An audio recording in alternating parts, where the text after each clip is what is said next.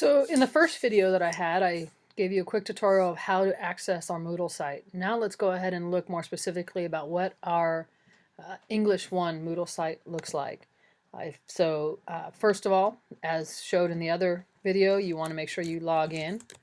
So if I go ahead and do that and click login, it will take us to what appears to be the same screen initially. It really is, except now I want to go down.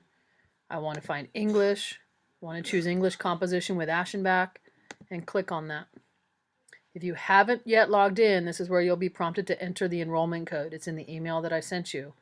But if you have already been there, accessed, and now have access to the course, this is what you're going to encounter when you get there. Some of this is always going to be the same. This center section is what they call the weekly outline, and this is where the bulk of the content of your course will be.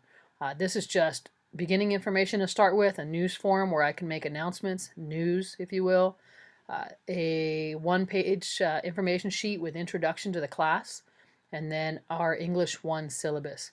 These two files I have specifically saved into PDF format, so most web browsers will automatically open up a PDF reader in a separate window if you open a PDF file, so that I've tried to make as easy as possible for you. After that, if we look down, there are multiple weeks, and each week we will treat separately, kind of like weekly units, and each week will have its own information. I don't have much in here right now, but you'll see that start to grow. Any of these things that are in blue, you can click on to access, and we'll be using a number of things while we're here. The meet and greet discussion, first of all, is one that you're going to want to do fairly quickly. Most discussion boards will show you an introduction or explain an introduction, and then you'll see the discussion board below.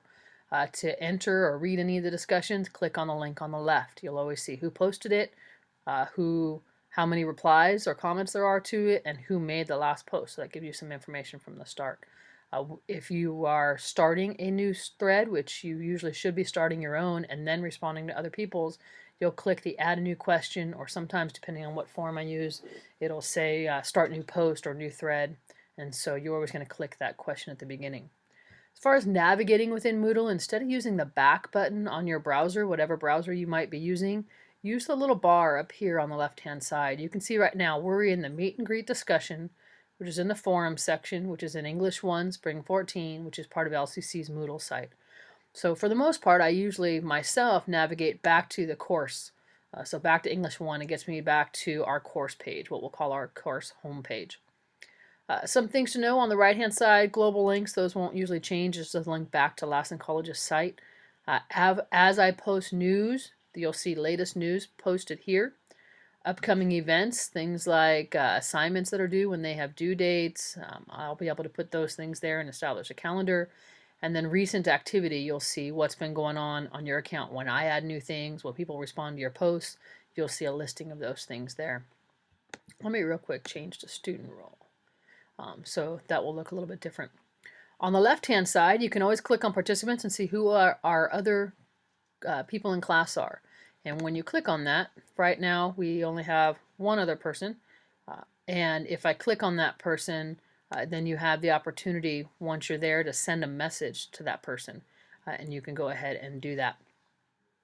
And so, oops, I hit the back button. I told you not to do that. But if I go back to the main page, forums, as we add forums, we'll have one every week. The meet and greet discussion is one of them. You can tell by the little icon that shows two faces.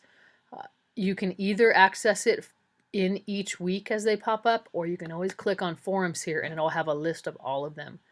Personally, I always access them from the weekly spot, but you can decide what's best for you. Resources is a link where as I add documents to our class, again, they'll usually show up within a section or within a week, but all resources, all documents will be available through the resources link, so you can go to one place to find them if you'd like. One thing for you to consider down here on the left hand side is profile. If you click on that, this is your information about you. Right, mine's pretty short, a few little things about me. Courses you don't edit, they create that for us. But you can edit your own profile by clicking on edit profile, fill in your information, add anything else you want to add a picture if you'd like, it's pretty easy to do, and then go ahead and update profile at the bottom. And that way people in class, when they click on participants, can see a little bit about you. Going back to the class, grades, you'll be able to click on that. As we do assignments, they will show up in a list like this one, and you'll be able to see how you're doing in class. Of course, you can always ask me as well, but we should have all of that automated within Moodle. And then the last thing is, if you're someone who's taking multiple classes on Lassen College's Moodle site, they pop up on the left-hand side here.